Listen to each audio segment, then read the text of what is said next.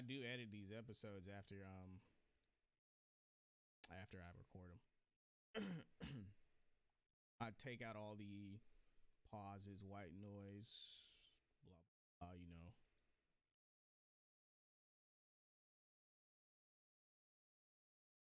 But we're on right now. Let me see if actually should Why do probably you keep share. occasionally cutting out? I don't know if it's my internet or not. Oh, it's probably not. Maybe I should turn my microphone gate down a little. No, I'm most That thinking it's better? my internet. Yeah, it's better. It's just that I was mostly wondering if it was my internet or not because of the fact that no, it's cloudy and it's been raining outside. It might And I be, live but and I also live right next to the ocean, so that might not that might affect the signal as well. maybe. But we're actually live now, so I'm gonna go ahead and give the intro. We do have an intro, so all right. Alright. Greetings, children of the cosmos. This is the Astral Automaton reporting live from the edge of the cosmic rift, joined by special guests. We venture to unravel the secrets of the universe. How are you doing tonight? I'm doing pretty good. How about yourself? Not bad, not bad. So we got into a pretty decent discussion earlier about damn, I forgot what it was about. It has something to hang on. It has something to do with gaming though. I wanted to discuss it here. It's kind of bad that I don't remember. Fuck. Hang on. I have notes for it. Are you gonna edit out the parts that aren't clean? No, I You're never not. do. No, I never do. That's. I think that's funny. Honestly, that's funny. Why? I don't know. It's just like leaving a blooper in my opinion. Blooper. Maybe. I just forgot what started our last conversation. I think it had something to do with like the cinematic aspect of gaming and the way it's going. But hang on, let me dig further for these notes. Wait, I think I'm onto it.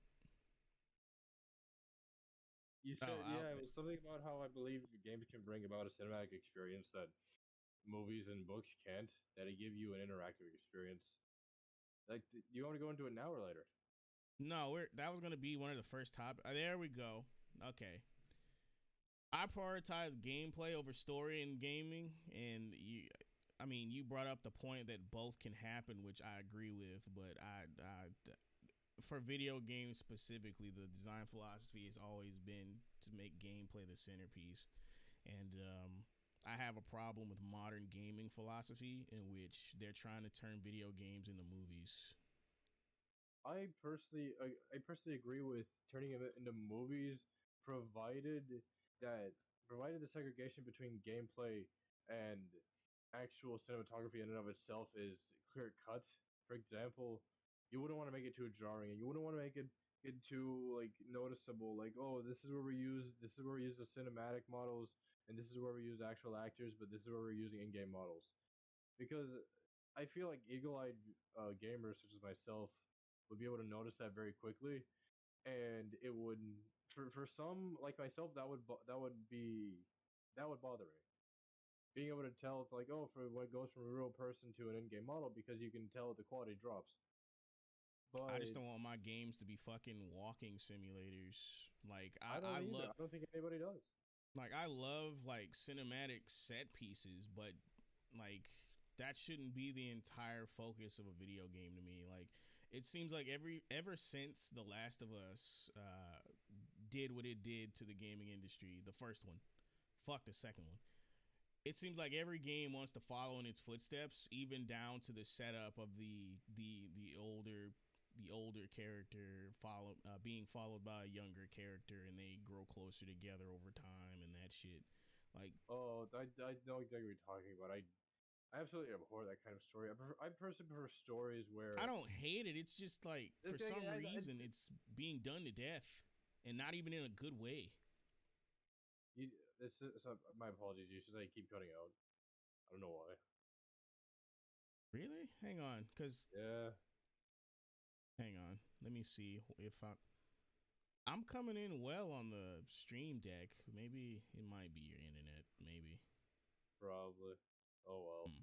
We try. What part did you get from me? Like, what did you miss? Mostly about the part you mentioned about like younger video game characters growing closer with an older video game character, Oh yeah, the and story, like the father figure and the child figure growing closer together in like an apocalyptic world, or they're going on an adventure and fighting monsters or zombies. Yeah, they're copying that from The Last of Us. It seems like, and I don't know why they're trying to do it like the is cinematic this in reference aspirations to a thing. specific game or is this in reference to like in general?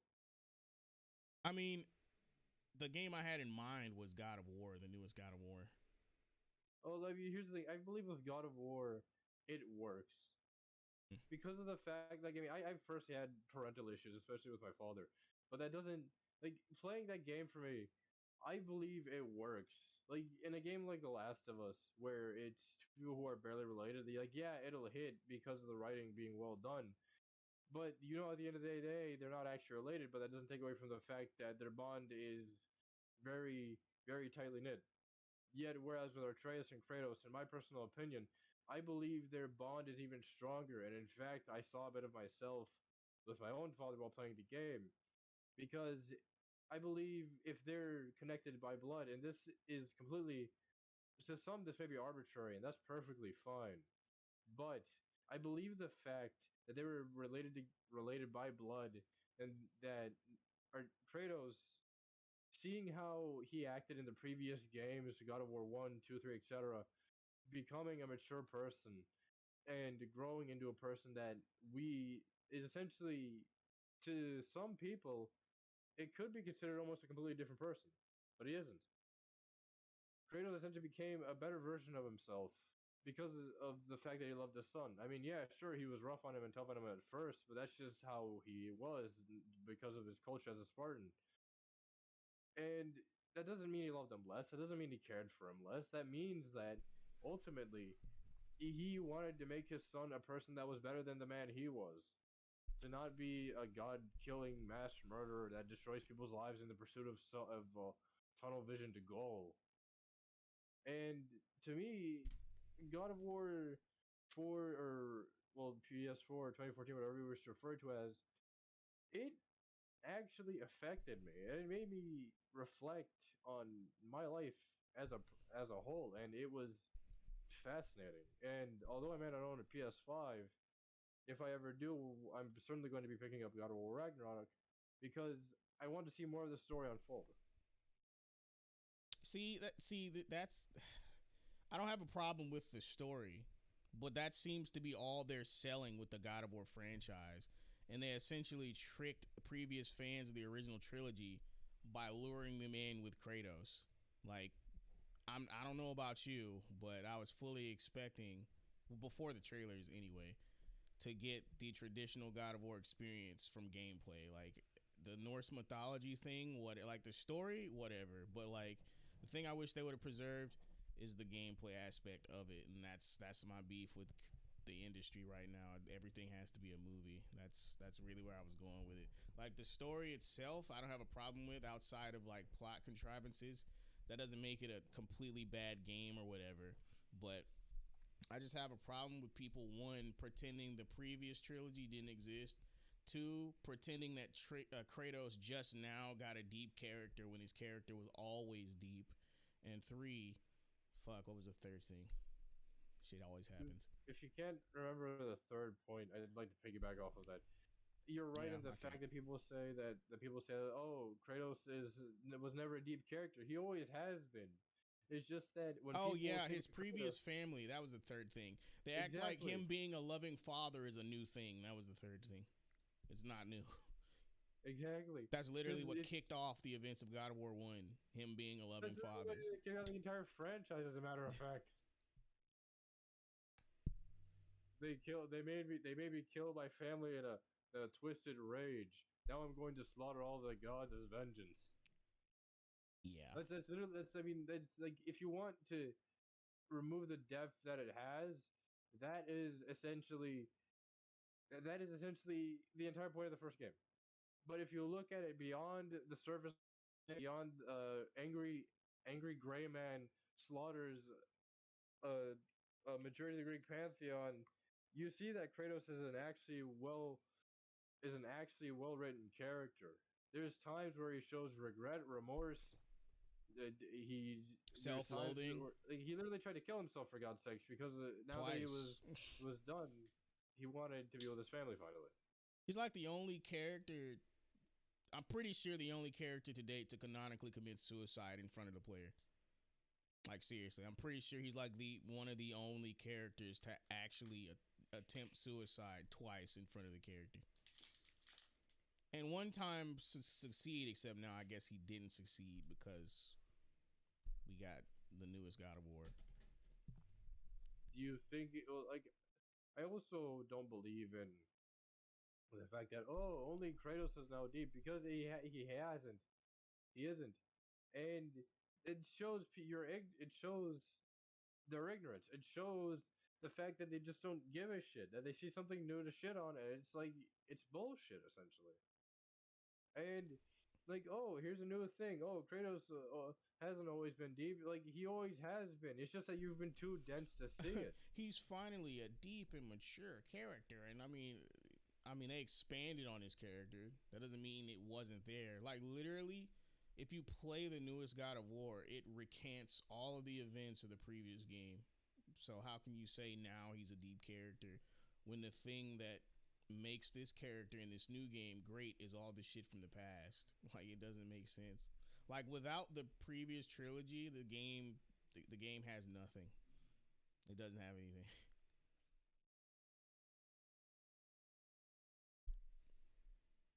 I don't have a legitimate. I don't have a response for that. I was hoping you'd keep talking so I could think of something. I mean, that was pretty much it.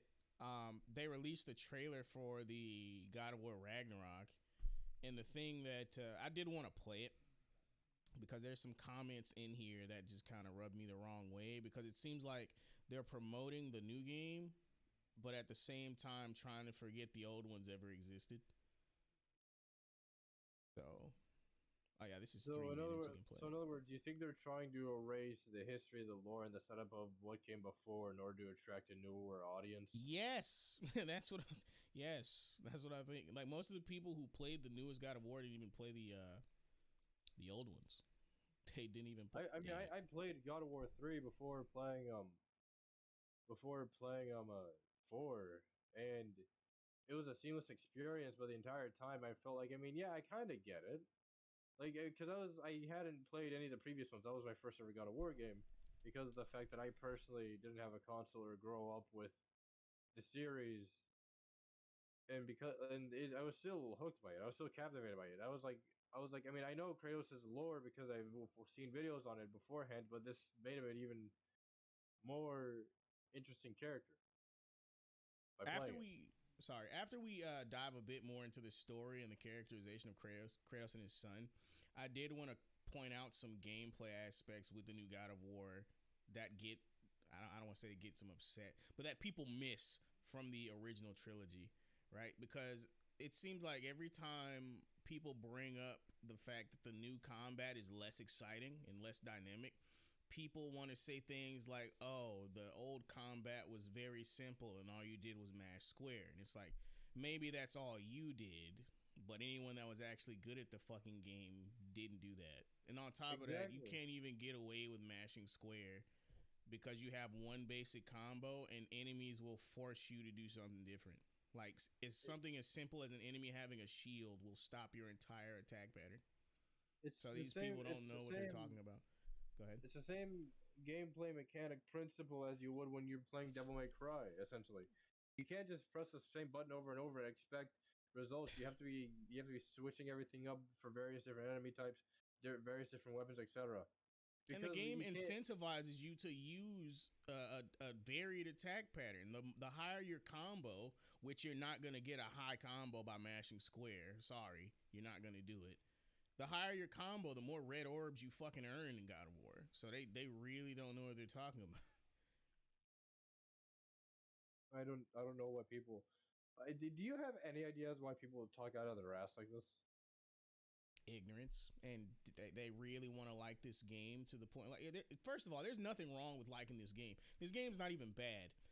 the worst thing I've ever said about this game is that I like the old ones better. That's it.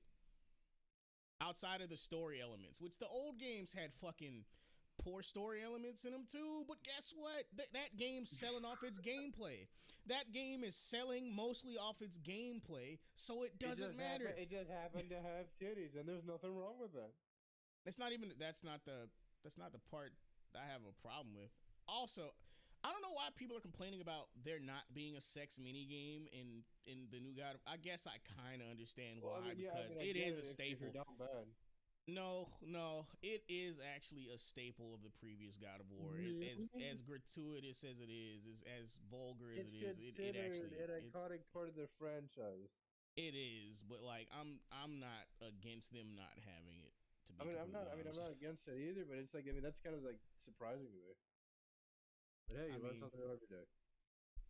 Like, what's he gonna do? Leave a trash in the hallway? Like, I don't know.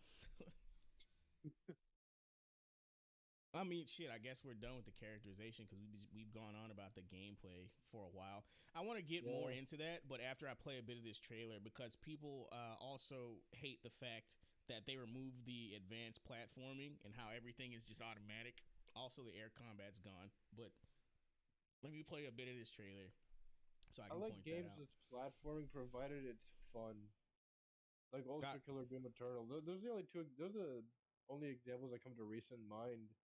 But I think they pulled it off quite well. I didn't think Doom Eternal needed platforming, but it did switch up the gameplay to make it feel like a lot more arcadey rather than 2016. Now 2016 I've only played the demo of, so I don't have a lot of experience with it. But either way, it's still a very good game. Doom 2016 has a similar vibe to Doom Eternal. Doom Eternal does feel more gamey. The only thing I don't like about Doom Eternal compared to 2016 is the art direction. And that's not even because the art in Doom Eternal is bad. It's because 2016's made me feel like they actually tried to make the demons scary in Doom Eternal. I don't think they tried to make the demons like as horrific as in 2016. I think what they did with is tried to follow the same thing they did with the first Doom and Doom 2. Whereas, like, the first one, it's, like, kind of scary if you had no idea what you were doing, but the second one, it becomes a lot more colorful and chaotic. Doom Eternal is still a very fucking good game, though. Oh, I almost want to give it a 10. I almost want to give it a 10. It has a solid 10 for me. No, I listen to at least a soundtrack from it every single day. The soundtrack is good, but we're so off topic. Honestly, the amount of times I've listened to Super Gorness while lifting has increased my testosterone to godly levels. Super Gorness, oh my god. It's the best OST in the entire game in my opinion. I don't know why, but it gets me hyped. I do like the one where the dude gives the speech about him being the only one. I forgot the name of that one. The only thing they fear is you. There we go. Yeah, there we go. No, but let's play this trailer. Hang on.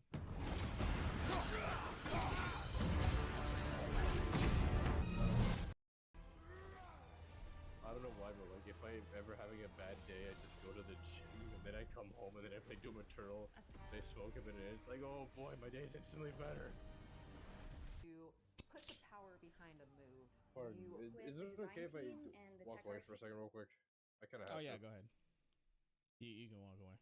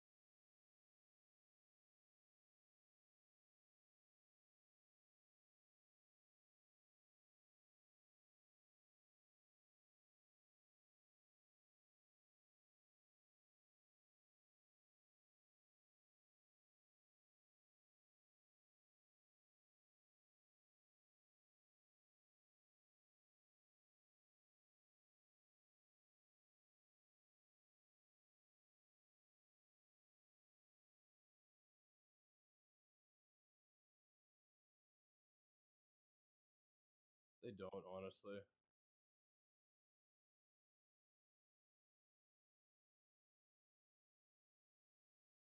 Yeah, hi. But to piggyback off of that, I genuinely do think that God of War's combat did get repetitive after a while. Like it's fun, but after a while, it feels like a chore.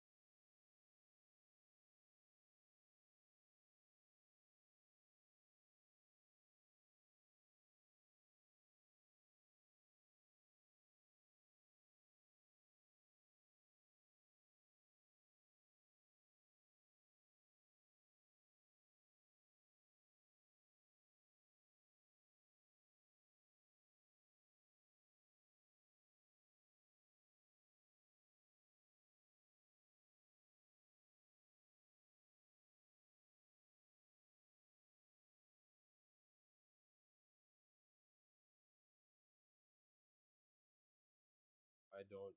I'd say they play tested and they have a psychologist in the room. That's my best guess.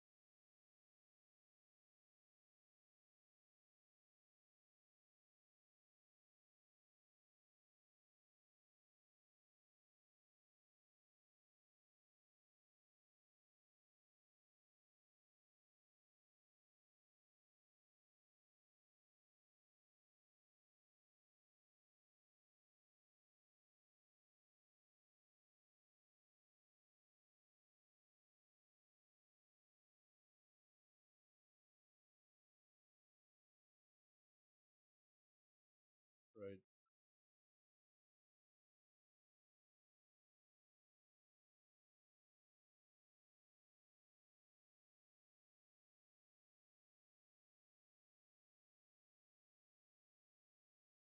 It does.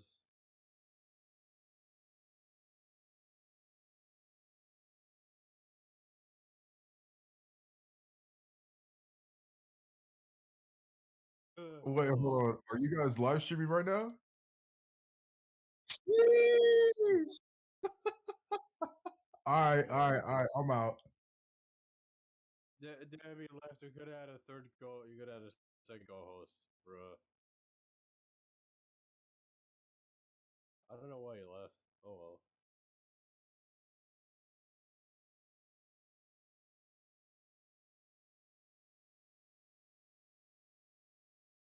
I have no idea. I'm trying my best to stay awake. I woke up at like fucking 6 a.m. this morning. I couldn't get back to sleep because my dad woke me up. I am so sorry. I'm gonna be able to make it through, but like after that, I'll probably have to crash.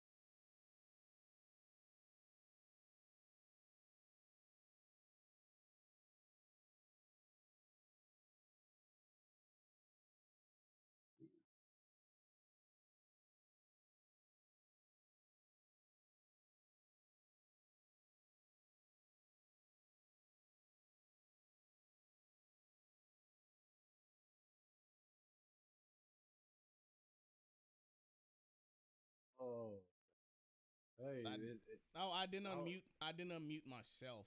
Fuck. No, he told me he can't hear us on YouTube. See, this is why it's good to have viewers. It's good to have viewers to let us know when shit's not right. Really, we have viewers, even though I think it's only one. Yeah, it's noise. It's noise. Yeah, he Hey, went to at go least you have a homie watch. watching. Yeah, he went to go watch. The camera thing. I don't know what made them choose this close first person camera. So this is another thing that people complained about. They changed the dynamic outward view, the panoramic camera, right, to this close up shit that is over his shoulder, but they kept all of the fucking hectic, chaotic combat scenarios, which is a terrible mix. They replaced being able to see everyone at the same time with these shitty proximity indicators. You have no idea what anyone's doing behind you. You can't see your feet because look at the fucking screen. You can't see his fucking feet. And there's enemies that dig underground and crawl underneath you. There's enemies that put poison gas on the ground, which have terrible fucking hitboxes, right? And then, and speaking of hitboxes, enemies slide 50 fucking feet when they melee. So how do you know they're gonna be doing that behind you? You don't fucking know. That's the part of that is what makes the gameplay, especially on hard difficulty, fucking unbalanced. Why did they keep this? I have no idea, man. Really love is the I'm sorry. powerfulness of it. I'm When a you are bit. playing as I'm Kratos, I'm you running at really low do feel capacity like the God currently. of War. And moving into Ragnarok, we want to really make something bigger, make it stronger, make it more of a spectacle. Actually, you We know want what? them to be like, That is a oh good my point. gosh, I didn't know One that thing the that blades I of chaos found to could be get. very annoying was the fact was the over-the-shoulder camera. When I play Cyberpunk, for example, there's an option in the settings to turn on a little dot that's in the middle of the screen to make sure you don't have motion blur. And listen, while I love the cinematic stuff in the game, it was if you weren't staring directly at the screen, it was fucking jarring. There were times where I'd be watching it and playing, and I would like legitimately get a headache after, and I was like, ah, fuck, I'm gonna vomit. Yeah, a lot of those sections were difficult because of the camera. Like it was hell to fight through.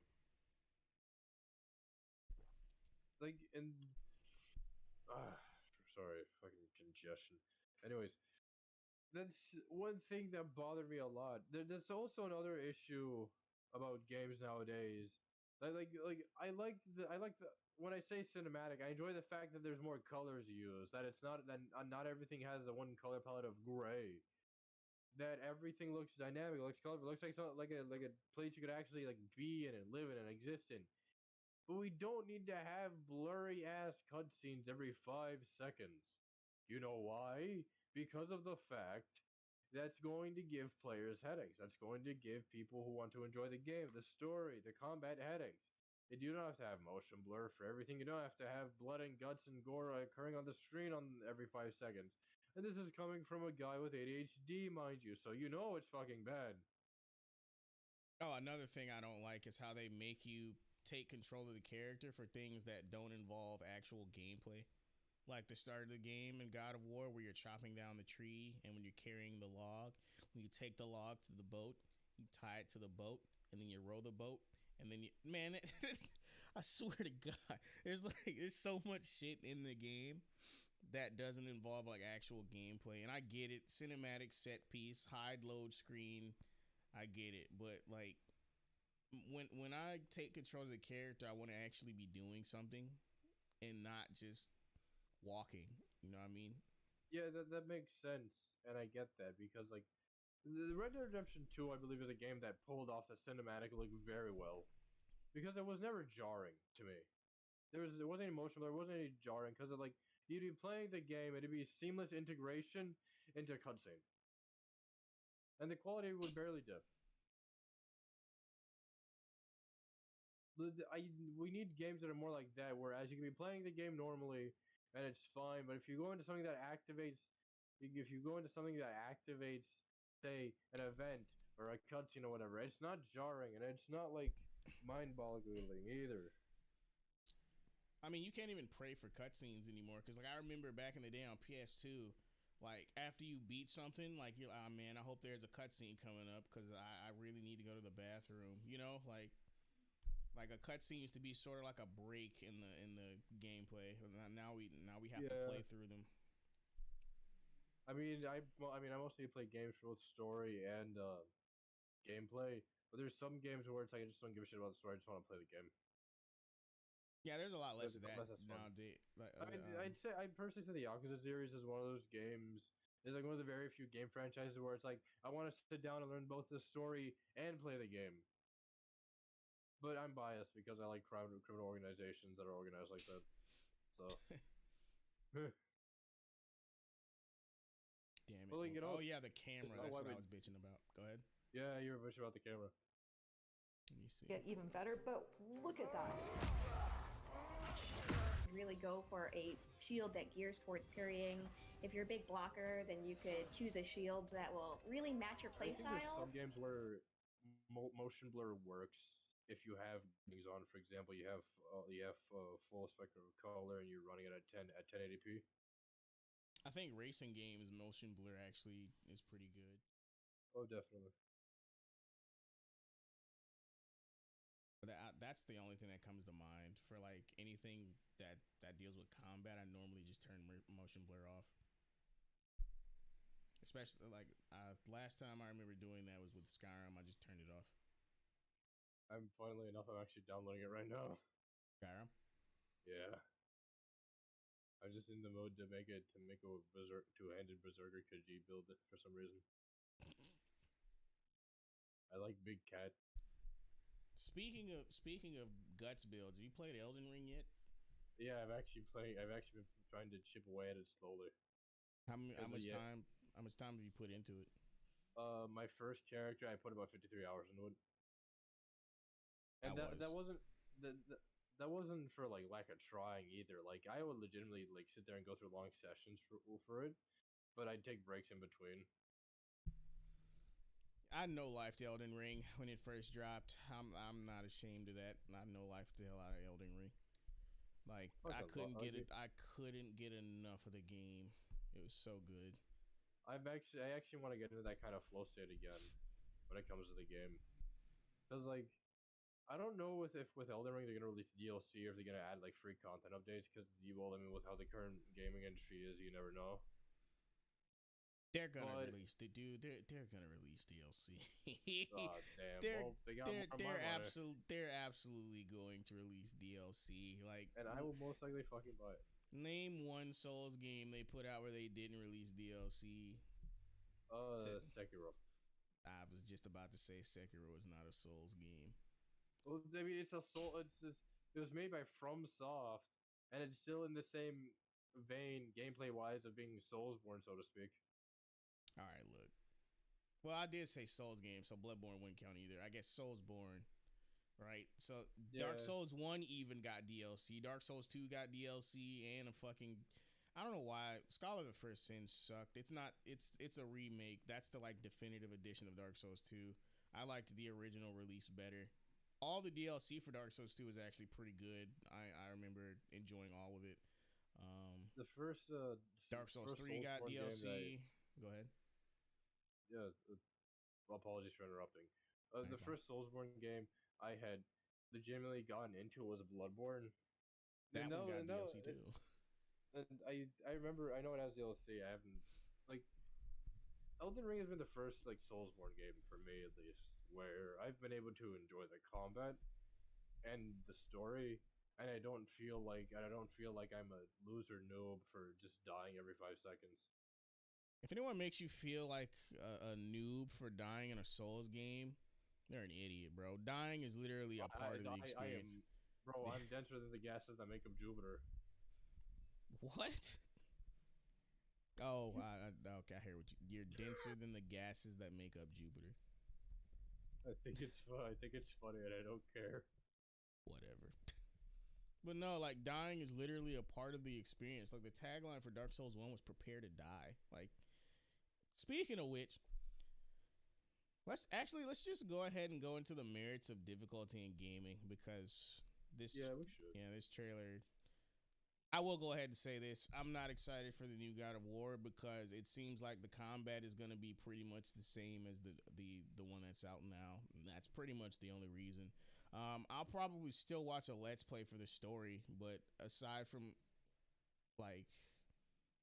that, I won't be buying it because I was expecting different gameplay and it doesn't look like it's going to be that much different. If it does have different gameplay, then I'm probably not going to get it. I mean, I was interested for the if it's the same gameplay loop, I'm probably not going to pick it up because I'll probably get bored as fast. Yeah. Also, that is strange as well because if it was the original God of War, the gameplay loop in that is similar, but there's something about that gameplay loop that makes me want to keep playing it. So, like from God of War 1 to 3, the gameplay is essentially the same, except the Blades of Athena have a different move set to the Blades of Exile and the Blades of Chaos. So, I don't know. Like, I guess that just goes to show you that one combat formula works better than the other, at least in my opinion, which is barely an opinion, because if you say that the newest combat system for God of War is better than the old one, you're wrong. You are definitively wrong. You're just wrong. I don't care. You're just wrong. This reminds me for some reason that I need to play Death Stranding. I need to finish it. Oh God, I heard bad things about that game. Well, not bad things, boring things. I'm contemplating whether or not I want to watch a Let's Play on it. I don't know if I want to. That's fair. I might, but as far as spending money on it, when I hear walking simulator over and over, it just makes me not want to. You're automatically like, nah. Yeah, because most of the time when people say that shit, it's true. Like, it's very rare that people. Okay, it's very rare that people lie about video games, right? Like, somebody's gonna come out and be like, "You're full of shit. This game's amazing, and here's why." And I'm gonna show you, and I'm gonna make a 2-hour video explaining the reasons why, and I'm gonna show you a game. Like, it'd be very hard to hide the fact that a game is good as much as it would be to hide that a game is bad. You know what I mean?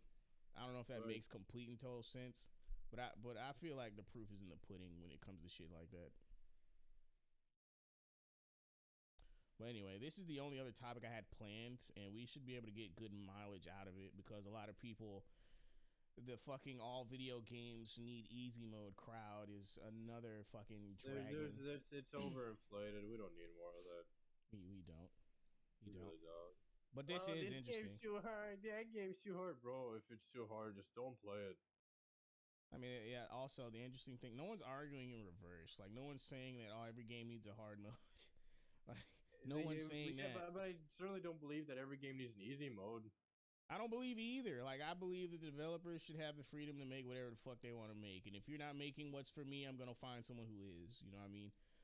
Like the thing I don't like about that crowd is that they cry to developers of games that tailor a specific experience and say, change it for me because I deserve to enjoy it as well. And it's like, what do you mean you deserve to enjoy it? Like, who are you to say that they should change what they're going for you? You know what I mean? Like, there was this article for Sekiro. They should respect their audience and put in a difficulty slider. And it's like, bro, shut up. You think I haven't gotten stuck on bosses in Sekiro? Bro, I've gotten stuck on bosses in fucking Borderlands 2, and fucking Devil May Cry, fucking... What else am I thinking of that has a lot of boss fights? Fucking Metal Gear Rising. Like, bro, just because you can't get past a certain boss fight doesn't mean you have to change the difficulty level at all. You just need to get good. I mean, like, yeah, maybe a video game, but if you're doing something, it's going to take time and hard work. I'm not even gonna completely defend Sekiro because some of those boss fights are complete aids. I'm not gonna lie to you. Sekiro for the first 6 hours of gameplay is complete fucking aids, and I will say that. But once you actually get past the aids, there's a better game on the other side.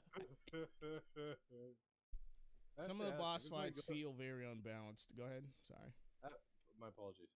I have to ask, have you played Ghost of Tsushima? Yeah, I have. What are your thoughts on it? It's like the perfect blend of gameplay and cinematic experience, and more games should be like. Oh wait, okay, It's like, no wait, I don't want to create the same problem as fucking what's happening with The Last of Us though. You know what I mean? Like more games should have that balance between gameplay and story is what I'm saying. Not every game should play like Ghost of Tsushima. That's not what the fuck I'm saying. I don't know why, but I don't know, because of the fact that I just really just think samurais are really cool. But Dude, it was the most satisfying game that year. Like the ending was satisfying, the combat felt great. Jin Sakai's story was fucking amazing. Like just seeing him have that debate with his uncle. He's like, my honor died on the beach. I'm like, I felt that. like, I honestly, my take on that is that honor and things of that nature should be discarded if there's lives at stake. And that's exactly what Jin did. And I think I personally, and this is because of the fact that I'm biased, and I'm speaking from my own worldview here, I personally think that made him a better person.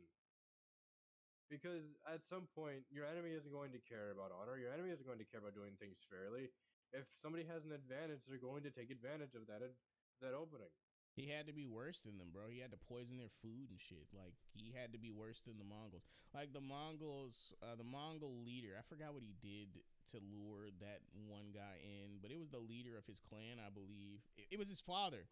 He, like, set his father on fire by, like, spitting booze on him and, like, throwing a torch at him, I believe.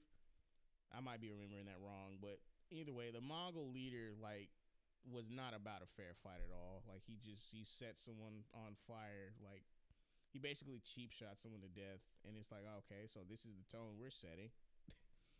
The Mongols were just they had no honor, quote unquote. They were complete fucking savages, and he had to become worse than them. So like, you can probably put into perspective because of both of our backgrounds, but it's like when you're in a sparring match, and here's the thing. When you're in a fight of any kind, this doesn't apply to just martial arts. It just applies to just war in general. If somebody sees an opening, they're gonna take advantage of it, and if you don't fix that opening or find a better path, you are fucked. So Jin had to become the ghost. Essentially, he had to become what he was told his entire life to not become. He went against morals and the principles he was instilled in to instill here to doing the right thing, even if it wasn't exactly honorable. Yeah, it was either do that or die. Pretty much, and when you're back into a corner like that, most people will, and you realistically should take the path that even though it may not be right in a this makes you look like a good person sense, at some point in your life you're gonna have to throw that out and realize the enemy isn't gonna fight fair. Yeah, and that's what made part of the story so compelling. Like the honor aspect of it, like, was maintaining honor worth the destruction of your clan? Maybe we need to rethink this whole honor thing. Essentially, exactly. That's what it was a great story. It was so good, man. It's legit. I'm about to reinstall that game. Bro, I'm about to do. I'm about to reinstall the game. Bro, I'm doing it right now for my phone. Screw it. It was so good. I 100%ed it, and I haven't touched it since. I might touch some of the extra content now that we talked about it. Oh man, I want to play it now. Anyway, let's get into this video about the merits of difficulty in gaming. Most of the things in the video I agree with, but maybe there's some parts we can elaborate on. Probably. Friedrich Nietzsche once said, "The greater the obstacle, the more glory in overcoming it. What does not destroy me makes..." Huh? Wait, is the video over? No, it's not over. Oh. I just started it. Can you... I'm streaming what I'm looking at in the back. Have you been watching this whole time? Because I've still been streaming in the background. No, I haven't been watching because I want to be able to save my bandwidth for the audio quality. Oh, damn. But I'll probably watch it later. The video? Or tomorrow. I mean, definitely. I mean, you should be able to see it just so you know what I'm looking at. And yeah, I'm gonna. Yeah, it's up on the back end. Go ahead and see if you can jump in. All right, let me see.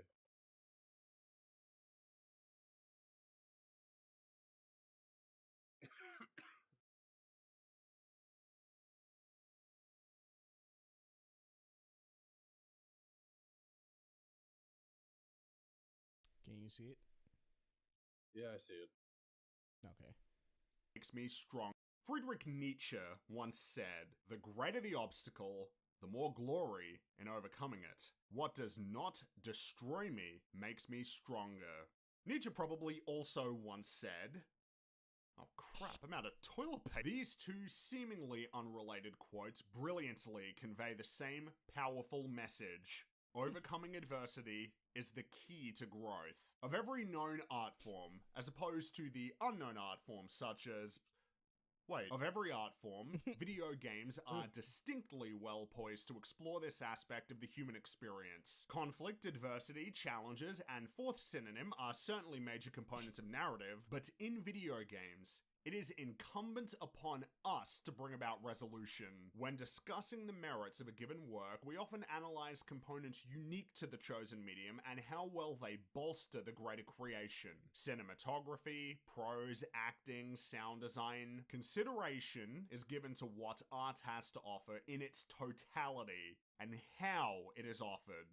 Challenges are a near ubiquitous component of games. They stem logically from the interactive nature of the medium, and much like any other intrinsic component of an artistic medium, within this interactivity lurks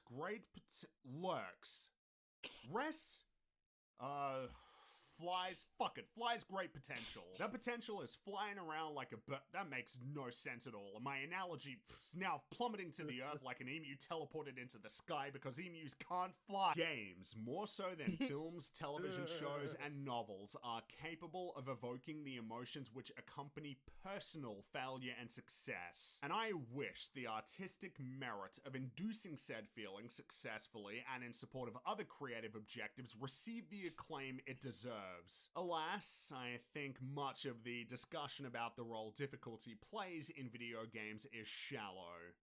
Oh, maybe I've just got long legs. The conversation too often revolves around questions which are ancillary to the point. It's difficult to say how inclusive or exclusive games ought to be if we can't even agree on what games are fundamentally. I'd like to believe there's common ground upon which we can all stand and frolic like southern hairy-nosed wombats. Look, they frolic, just... slowly, but for us to arrive upon that ever-elusive ground, we have to examine and reconstruct our existing suppositions about video games. I do want to stop there because this is my philosophy on video games. Let's take the first video game ever made, right? Pong. Pong was the first ever video game. The objective of that game was to score points. It was fucking ping pong. Like, you could play against the computer, or you could play against another player. But the innate aspect of Pong was always its challenge. It was always winning, you know, like wanting to win the game by getting more points than either the computer or the other player. And it could be you could play against a particularly shitty player and win and be good at not be good, like, and have an easy experience, or you could go ahead. It doesn't exactly take a lot of experience to play Pong. No, but like the point is, like, I know Pong's simple, but the point is the aspect of gaming, the foundation of it has always been challenge, and like what's the other word I'm looking for? And competition. There we go. That's the other thing. Competition can either come from the computer versus the player or another player versus the player. And that could either be difficult or hard depending on what level of difficulty the computer's at and what level the other player's at.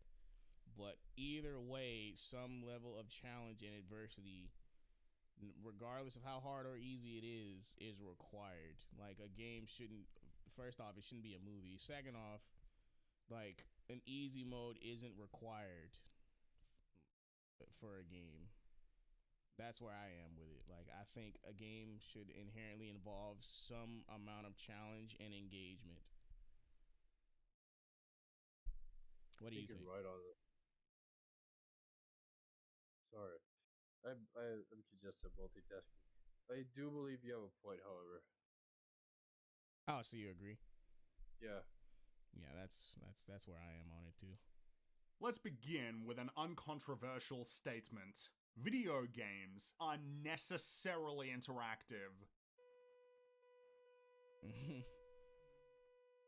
In my opinion, if games are necessarily interactive, does this mean that they are also necessarily exclusive?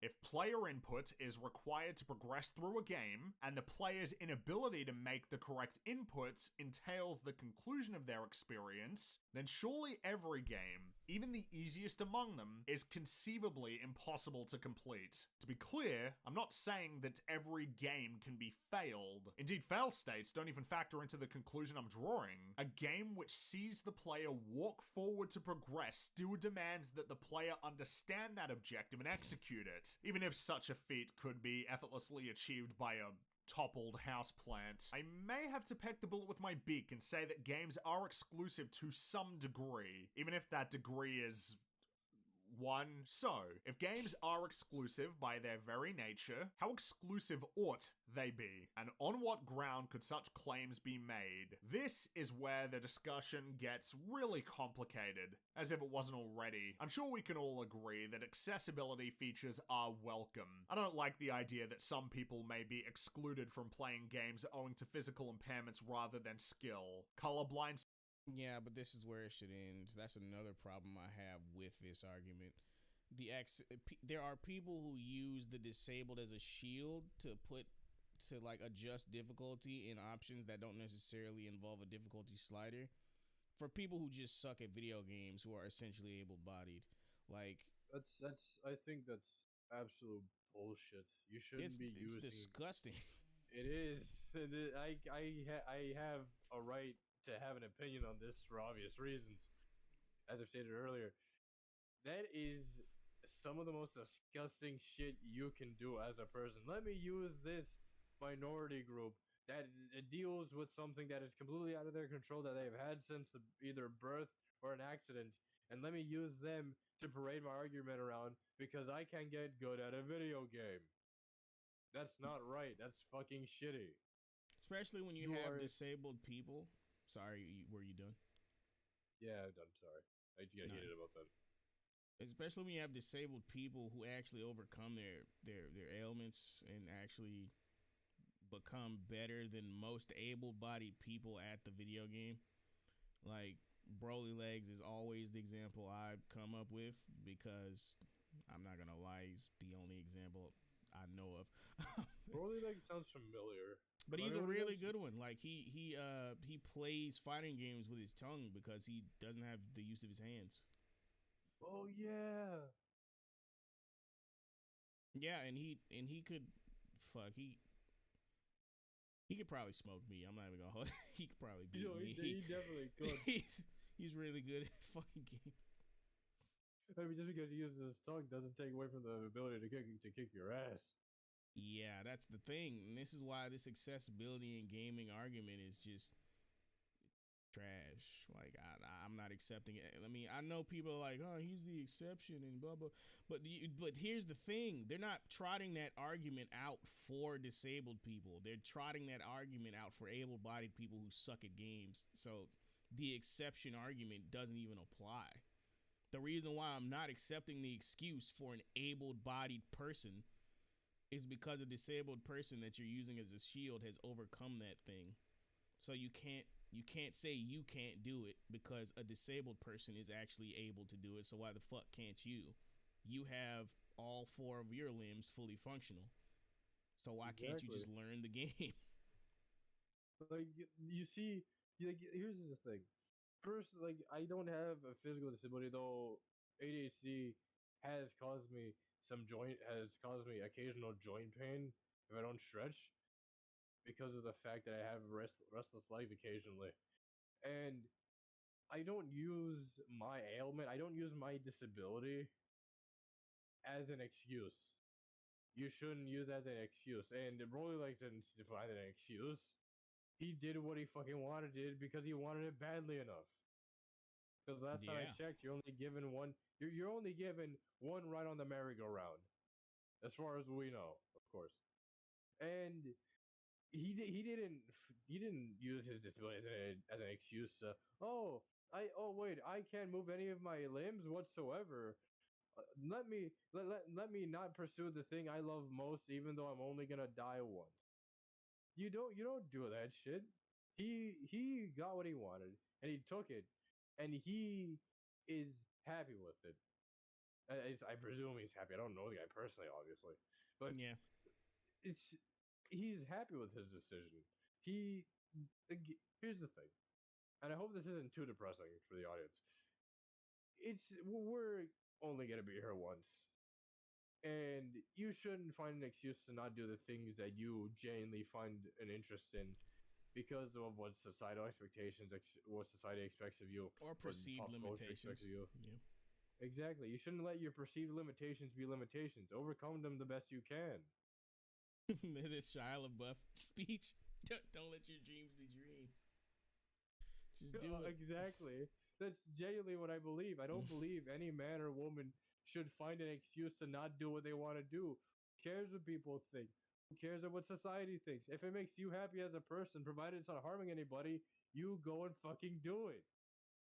Don't use disabled people as an excuse to say, "Oh, I'm not good enough to get good at this game." Then find the time for it. Make the time for it. That's what you do. Well, as much as I do want to believe that most of the people making this argument actually are doing this with in hopes of being able to enjoy a video game, I think a lot of them just want to destroy what other people love through cultural Marxism. Like I think a Honestly, I lot of think them they are do. just. I think a lot of them don't even consume video games and just want to bitch and ultimately get them destroyed. You think they want an excuse to just complain? Yeah, most of them. It's very hard for me Maybe. to believe that there's some of them that are like, man, I really hope they make this game easy so I can play. Like I know that Like, some of those people here's what I used. exist. Go ahead. Apologies for interrupting. You're fine. One thing I used to do as a kid was I would play on very easy because I was still getting new to video games. Yeah. And occasionally I do play on easy nowadays because I just want to simply enjoy a game and not have to worry about difficulty. But I normally play games on either normal or hard because I like a challenge. Like, if you're a kid, for example, and I don't like, you can play games on easy mode or hard mode or however you want. I don't care, just as long as you're not bashing other people for their choice in difficulty. I don't think most people do unless they're like in their group of friends. Like, Yeah, that's true. I mean, other than that, and I don't really think anyone outside of memes. I don't think anyone really cares to be honest. I think not. You playing on easy mode isn't going to stop me from playing on hard. Exactly. Again, also I do want to point this out. People seem to think that like the From Software argument, people seem to think that the mere existence of difficulty sliders is what's getting people upset in regard to gaming. It's like, no, the thing that's getting people upset is that you're trying to get them to add something that was never in their plan to begin with. You know what I mean? Like From Software had a specific idea in mind when they made the Souls series, and to completely abandon that now would be going against their core fan base It would be. and their own philosophy, right? Like it'd be different if Right. there was easy, medium, hard from the beginning, but there wasn't. It was by design. Um, Go ahead. I'm sorry. Yeah, all right. Actually, I'd like for you to continue. If you have anything else to add. Yeah, there was one other thing. And, okay, so here's why adding difficulty sliders, especially in well-made RPGs, is silly. The experience can be as easy or as difficult as you want it to be, because usually in well-made RPGs, you can grind levels and you can be over leveled for everything essentially, and just breeze through a game. Like your experience is made easy or difficult based upon the equipment you use or the amount of leveling you do prior to any encounter. Like Bloodborne, the Saw Cleaver is the best weapon in the game. Well, the Saw Cleaver and the Saw Spear, two best weapons in the game. You can choose to use those and completely obliterate most bosses and enemies, or you can choose not to. You know, like you don't have to have a difficulty slider. You can do a bunch of things to make your experience easier. So crying for a difficulty slider in a game that never had one, like Bloodborne or Dark Souls, I mean, it's wholly unnecessary. That's the biggest reason why that argument is stupid. There was cheese in Dark Souls 1 for how to farm souls in the fucking, I forgot what that wooded area is called. You could farm the NPCs there for like hours and get like hundreds of thousands of souls and just be, you can get yourself to fucking max level if you wanted to and just breeze through the game like with no difficulty slider required. That's another reason why. Personally, when it comes to video games, I try to avoid cheesing. Like, I mean, as a kid, when you don't have the patience to get through that, you just want to get to the gameplay and the fun shit. Like, yeah, I mean, it makes sense. But like to me personally, and I don't like. I mean, everybody to each their own, of course. But to me, I like to play my games as they were designed. Like, I want to take my time with it. It really depends. Like, if there's a specifically cheesy, horribly made, just complete shit part of a video game, I'll cheese it. You know what I mean? But if it's like definitely a legitimately challenging thing and it's like fair and, you know, whatever, then yeah, I'll play it as intended. Some things are just aids, and I'm just like, yeah, no, I'm not doing this. I'm cheesing this. Where's the cheese? Guess so.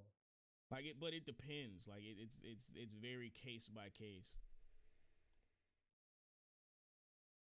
Yeah, that's true. Like, I remember, for example, like, if you, like, it is very much a case-by-case basis, and depends on, like, if you think the game is worth, like, doing that too, if you want to, like, depending on the memories you want to have, like, a year down the line, like, do you think you're gonna enjoy your time with the game? Or do you think you're going to look back and think, man, I should have played that game a lot better. I shouldn't have been trying to cheese it. I should have had fun with it. Because in hindsight, things make a lot more sense. I mean, yeah, I don't want to spend $60 on a game and then just be like, oh, I'm just gonna cheese the whole thing. Like, nah, no. Yeah. That's why I've never been. That's why I don't like That's why I don't like pay to win games. Like, well, for example, Warframe. I personally don't believe that Warframe is a pay to win game. At least from what I've seen. I mean, because in a game like Warframe, it's about imagine it like a game of chess. If you have the right mods, you have the right frame, weapons, builds, etc. for your specific playstyle, and you've tested it out significantly and it works, it's gonna work. But doesn't that game have PvP though? Yeah, it does, but that's another thing entirely. I don't personally play PvP. I like PvE. But like, I actually have no idea how PvP in Warframe works because I don't have any experience with it. But like PvE wise, it's definitely not pay to win. It's mostly just difficulty spike after difficulty spike. I have no experience with Warframe, so I can't weigh in. But let's continue. It's pretty fun, but yeah. Let's see what else he has to say. I don't think I'll play the whole video because it's coming up on, what time is it? Oh yeah, we've been at it for about an hour and 11 minutes. That's pretty good. I give it like 10, 20 more minutes of talking. Settings, rebindable controls, subtitles, all great features, none of which affect gameplay. They simply allow more people to partake in the medium. But what about features which do affect gameplay? What about difficulty settings? Some would propose that difficulty settings ought to be a part of every game, and the argument supporting this conclusion seems straightforward enough. What harm comes from the mere existence of an easier mode of play? Doesn't affect See, yeah, this argument here for From Software games was shit because, like I said, they had a specific experience in mind, and you're asking them to change it, and they don't want to. You, so what the hell do you care, you fucking jerk? Now, these observations seem fair enough at a glance, but I think they're a little reductive and not particularly productive. Games are remarkably broad, and difficulty settings do not map well onto every type of game. How do we tweak the difficulty of an action game which sees the player fight through hordes of enemies? Well, the player could be provided more health, or alternatively, the player's weapons could be made to deal greater damage to enemies. If said enemies are driven by complex AI, that too could be tweaked to further advantage the player. Maybe dodges grant more iframes. Maybe attacks are telegraphed for longer. You get the idea. Opportunities abound. Of course, implementing such tweaks would take some work, but the task is feasible. It's really no wonder difficulty settings are a fixture of these types of games. Now, how do we implement difficulty settings in a platformer which sees the player contend with a set of rigidly designed levels? Could be that easier difficulties grant the player more hit points or more time to complete each level. And, I mean, if the player simply does not have the dexterity to clear a jump, what can the developers do to help them without completely curtailing the platforming challenges? The answer is not much. Take the recent Mario games, which allow struggling players to use an incredibly forgiving power-up that imbues Mario with invincibility and longer jumps. Even with the assistance of these virtual training wheels, it's still up to the player to reach the end of the level. What's more could be done to help those players? And at what point does the mitigation of difficulty equate to the complete erasure of difficulty? I've heard it said that games should allow players to skip past sections which are causing them grief, but I can't help but feel like that doesn't really address the problem. Most games get harder the further one progresses. Plus, what happens if players are allowed to skip past the introduction of a new weapon or item? How could such gaps in their skill and understanding be bridged? Just imagine how hard it would be to implement a skip function in an adventure game or RPG. Look, I'll be the first to admit that the path upon which we've been treading is long and convoluted and a little bit pedantic, but it's led us to a bountiful field filled with interesting questions. Here's one for you. Should players be allowed to determine the difficulty of the games they play? Think about it. What if the developers want to create a difficult game? What if they don't want to dedicate resources to implementing difficulty settings at the expense of other parts of their game? What if the player surmounting an intense string of challenges bolsters the story they want to tell? What if the difficulty is part of their artistic vision? To view the difficulty of a video game as arbitrary would be a mistake. There's as much to be said about the artistic merit of a good challenge as there is the utility of difficulty settings. There is no dichotomy here, even if some seem to believe otherwise. Maybe a well-designed game is one which can be played and enjoyed by virtually anybody. Perhaps good design can only emerge in games which are catered to niche audiences. I think both of these perspectives are correct, despite their seeming incompatibility. And so maybe the role difficulty ought to play in video games has no definitive answer. Maybe the question itself is just stupid. The sheer breadth of what video games have to offer is astounding, and the happy coexistence of these competing design philosophies. I think I brought this up when I was watching this by myself. It's like, this was never a fucking... This picture is ironic because this was never a fucking problem before recently. Like, this idea that every game needed an easy mode, or the argument that no one makes every game needs a hard mode. This was never a fucking issue at all. Like, people were fine with the existence of easy games as well as they were hard games. Like, there was no divide. It's all fake. It's started by a very loud minority of people who actually don't play any video games at all. And if they do, very little. Like this argument that I'm an adult with a full-time job and a family, I don't have time to get good at a video game. It's like, bruh. Like, bro, you're the only gamer on earth with a full-time job and a family. Damn, it's just like, oh, I can't do it. Like, bro, if you want enough, you make time for the things you love. You're just. I'm a big kid now. I can't. Shut the fuck up. Exactly. Every time somebody says that shit, I'm like, yeah, you don't play video games.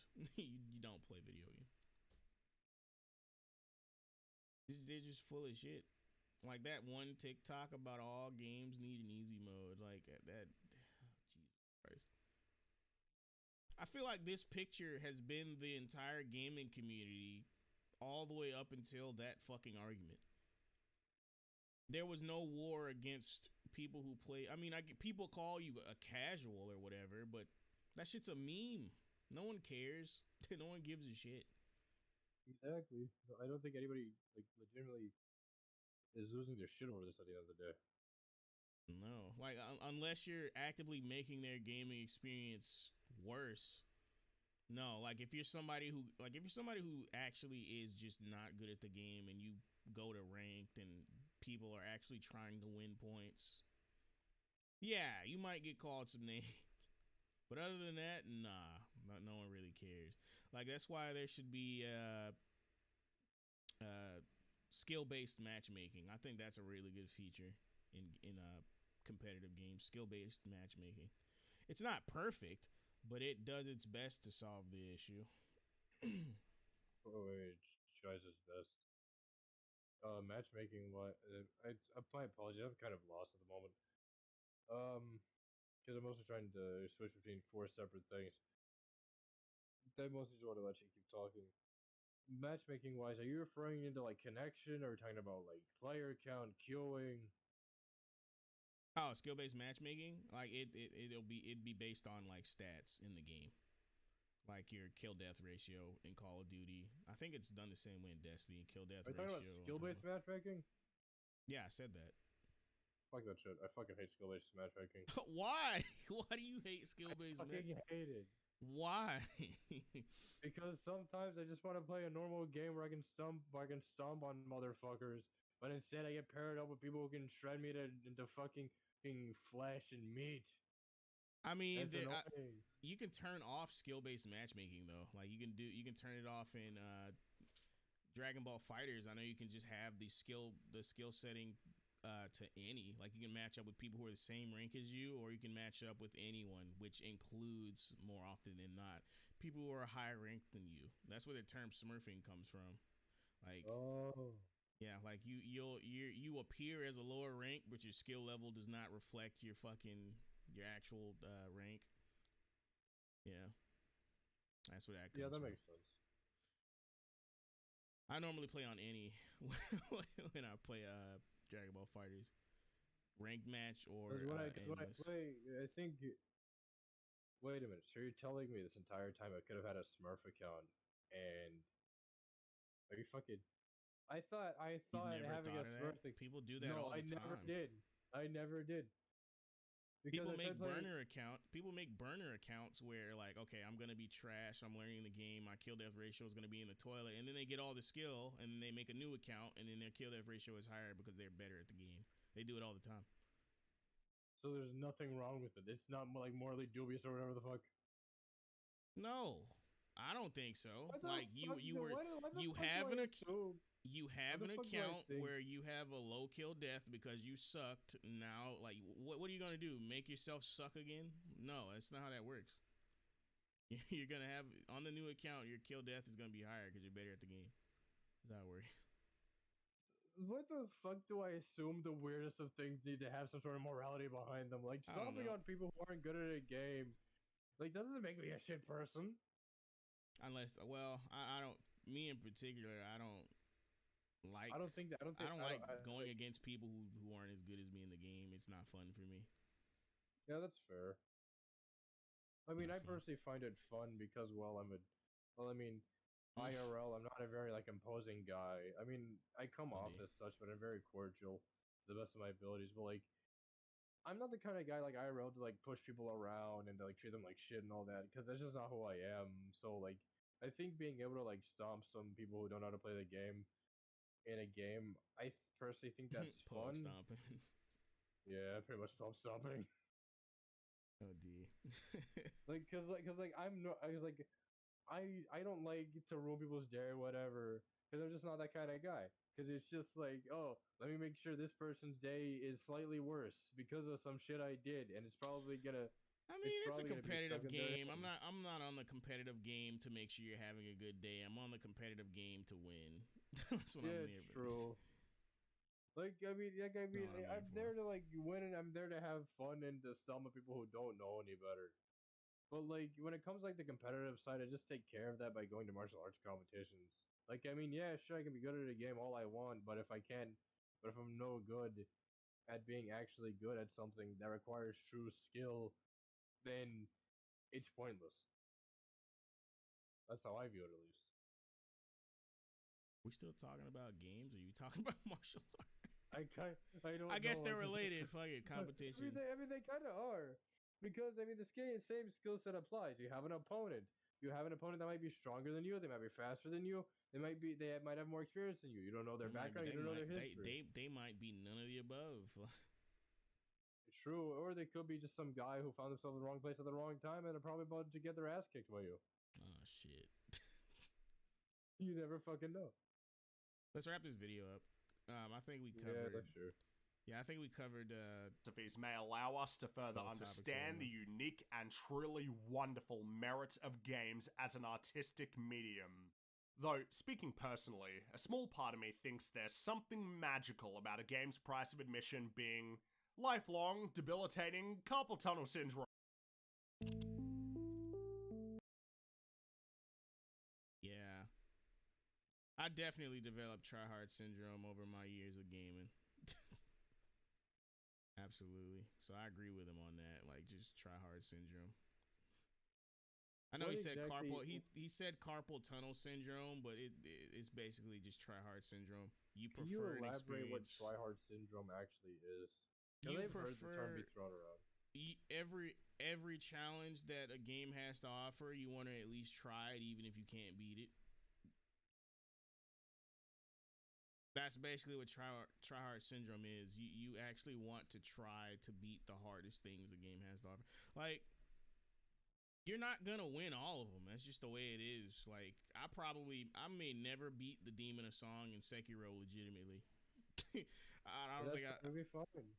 Like, yeah, it's fine, but I mean, I tried, right? Like, that's basically what tryhard syndrome is. Like, you try every challenge at least once. Well, sometimes you throw yourself at it repeatedly until you win, and sometimes you don't win, but either way you're gonna try. That's basically what tryhard syndrome is. You get a kick out of high difficulty. So, like, tryhard syndrome, is that associated with, like, sweaty tryhards? Absolutely. Yes. Absolutely. Oh, boy. My favorite. My absolutely not favorite whatsoever. Nah, it can be AIDS. What if you just happen to like a challenge? What about then? I mean, for me, there's a fine line between liking a challenge and wanting to win and beat something and just being a complete fucking cheese ball. There's a difference. Cheese.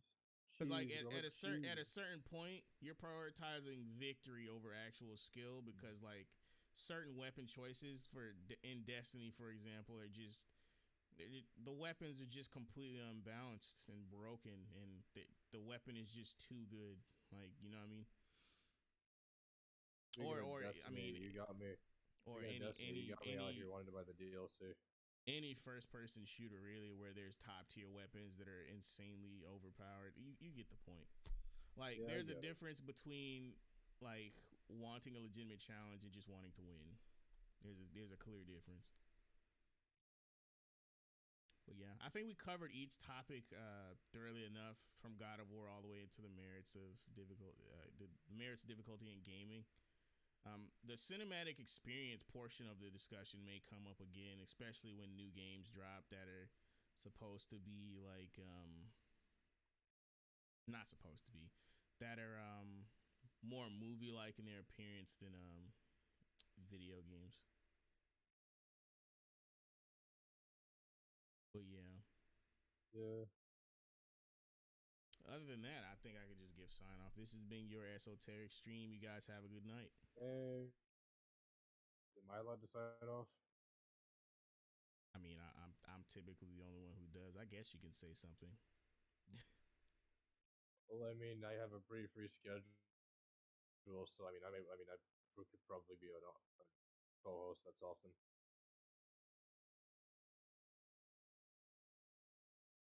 So Yeah, we could probably discuss that after this. But hang on, let me go ahead and put the.